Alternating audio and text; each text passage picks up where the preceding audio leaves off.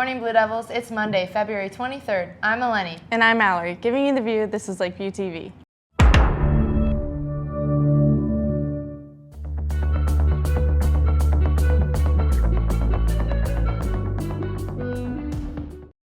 First up today, we need everyone to watch a quick video on how to use RTI Scheduler, our brand new online program that helps us organize tutorial time. Pay close attention.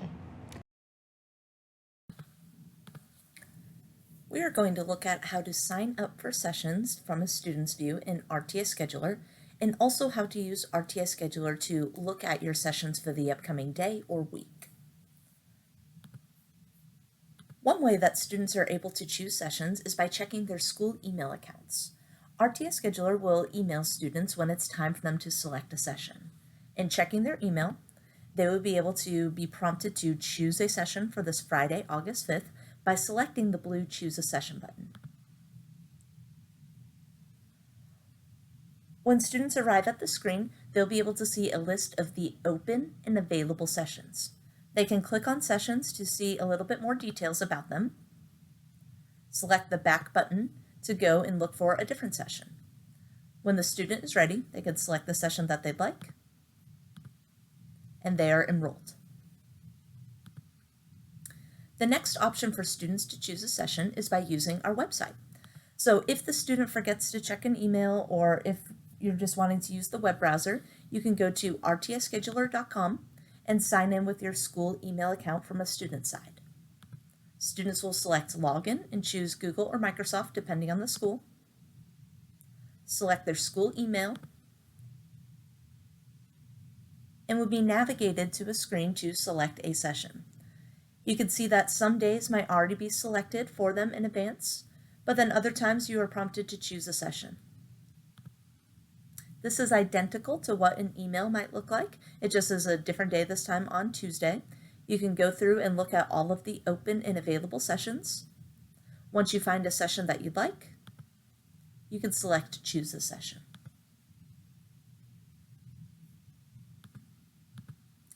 The next thing from the student perspective is how to check your upcoming session for RTI Scheduler. RTI Scheduler will also email you when your sessions are finalized. You will get an email that might have a daily or a weekly agenda. So an agenda might look like your RTI sessions for the week starting Monday, August 1st, and you can see every place that you're going for that week. On Monday, you're going to journalism. On Tuesday, you're going to analysis of the skeletal system, and so on and so forth. You might also get an agenda that just shows a single day. So on Thursday, you are going to writing your congressional representative. Again, if checking an email isn't an option, you can also use the website to check your upcoming sessions. Logging into RTI Scheduler, you'll just select your school account once more and see your upcoming agenda for a week, but now it's just in a calendar version. So you can see where you're going for the Monday, Tuesday, Wednesday, Thursday, and Friday. Here's how it works. Students can start choosing an open tutorial session Tuesday at 7 a.m. through 11 p.m. Teachers can choose to keep sessions open or close them for things like test makeups or focus practice. And remember, if you don't select a session by 11 p.m. on Tuesday, one will be chosen for you. Now, huge congratulations to our Spelling Bee champions. These winners have the option to represent Lake Fenton at the Genesee County ISD for the next round. Here are the results. For freshmen, we have Keegan Marco in first, Griffin Thomas in second, and third place goes to Olivia Lasco. In the sophomore class, first place went to Liam Begley, second to Brooklyn Beardsley, and third to Hudson Van Conant. And first for the juniors goes to Donnie Turner, second to Levi Masser, and third to Andrea Chapin. And last but not least, our seniors. In first place was Ronan Buchholz, in second, Eleni Katsounopoulos, and in third, Braley West. Congrats to all of you. Amazing work. Blue Devils, get ready. Rochambeau is happening February 26th.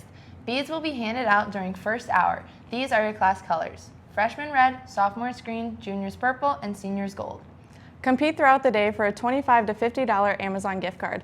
Plus, we'll also have a bead guessing game where you can win Donna's Donuts. Grade level winners will be announced at the end of the day, followed by one final school-wide showdown. So bring your game face and maybe a lucky charm.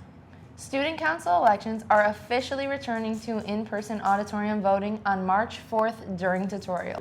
If you're interested in running, including current members seeking re-election, you must complete the Google form by Monday, March 2nd. Speeches must be approved, be 90 seconds or less, and the speech text must be submitted to the Google form.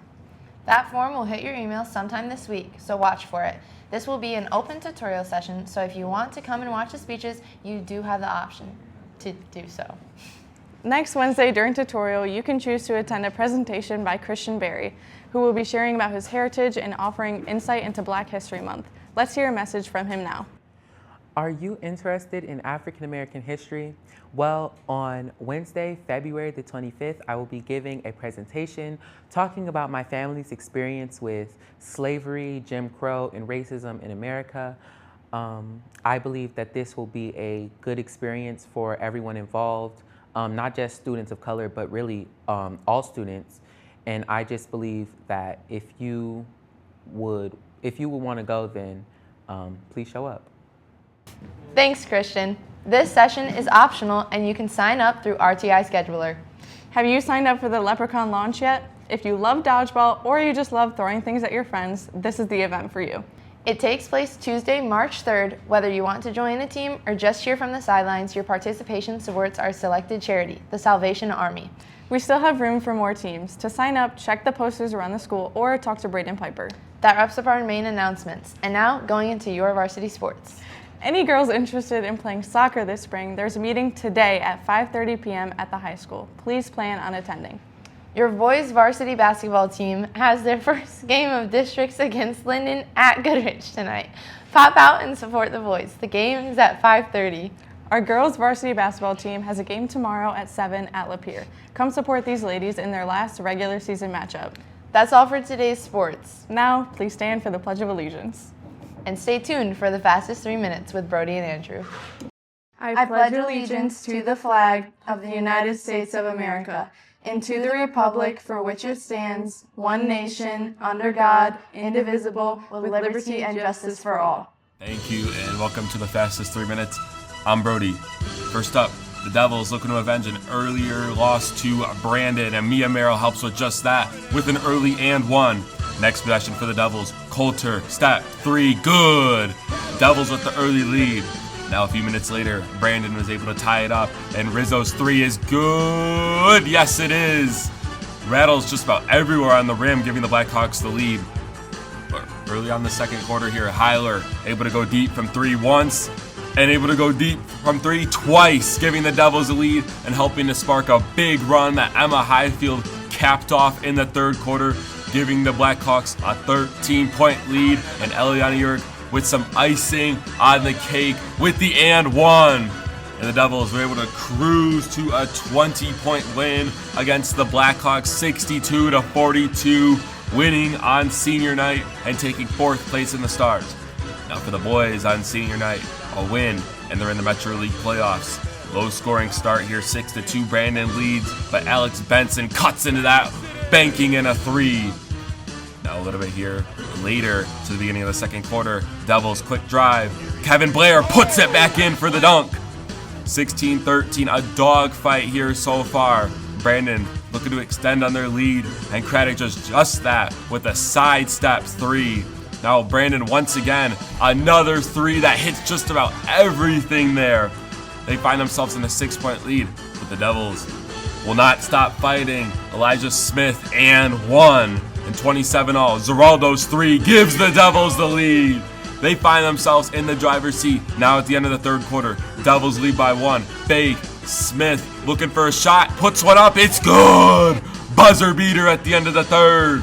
Devils were able to get some momentum and able to take a double-digit lead on the Kevin Blair and 1. And that is going to seal it for the Devils. And they found themselves winning by 17. What a fourth quarter for the Devils, taking home senior night and making the Metro League playoffs. Now for the girls, their crossover game at Swartz Creek. These two teams have not played this year. Low scoring start, but Ondasic steals it and takes it coast to coast for the Devils. 6-4, very low scoring start, but Merrill catches the inbound pass and puts it up with the foul. 14-8, Devils with some rhythm here. Ondasic, long 2, buries it. Heading out to the third quarter here. Urick, set, 3, good. Devils up by 7 in the driver's seat right now. 2:30 left in the fourth. Swartz Creek, though, will not stop fighting. They want to win this game, and the Devils want to say no to that. Last chance here for Swartz Creek. They lose it. Devils come away with it. The defensive stand gives the Devils the lead, and they go on to Swartz Creek and win. Now, the boys' playoff game at Flushing, trying to avenge an early season loss, but Flushing was red hot to start this game on their first 3 possessions. They got 3s on every single one, going to an early 9-0 lead. Lake Fenton does not stop fighting here. Eli Belcher with a 3.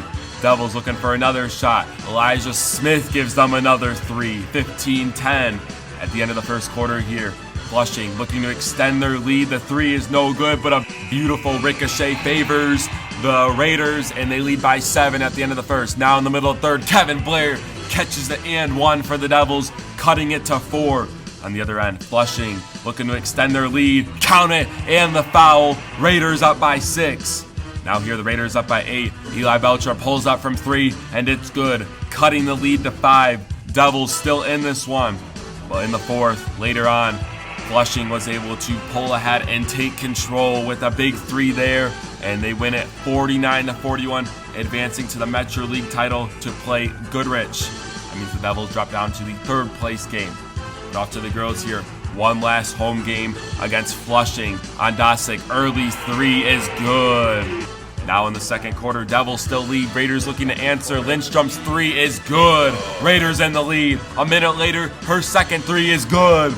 Raiders take the lead, and they're able to extend it to 10, but Mia Merrill, count it, and the foul. Looking to give the Devils a chance here.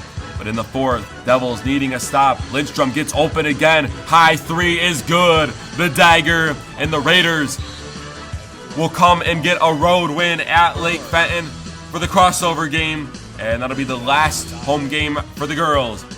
Now for the boys, 3rd place game in the Metro, their last home game of the year. 3-2, Kersey leads early. Kevin Blair pulls up from 3, and it's good. Kevin Blair's first 3 for the Devils. Now 10-9, Lake Fenton looking to take the lead here. Smith lobs it up to Kevin Blair. Alley-oop and a 3-pointer in the same quarter. Now for Kersey in the first quarter, looking to take the lead. Tipton to drive. Tipton, count it, and the foul. Still a dogfight here, and Eli Belcher with the 3 on the money. A deep 3 for the Devils. Devils in the fourth quarter looking to get a stop here. Tipton puts it up. He's fouled. He'll go to the line for 2 shots. The first at the line for Tipton is no good. Looking for a second here, trying to give the Hornets a 3-point lead, and that's also no good. Devils for their response on the other end. Belcher, mid-range jumper, no good. Too strong.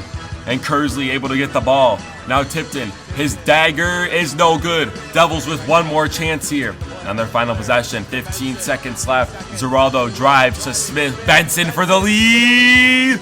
No good. And Kersey able to come away with the rebound. And now all they need to do is just make 2 free throws to ice it. Evans gets his first. The second for the win is good. Kersey able to come on the road and beat the Devils in their final home game. 55-51. Hornets win. Next week, they only have a few games, but the boys, districts, tonight, Linden, 5:30. Be there. We'll be back next week.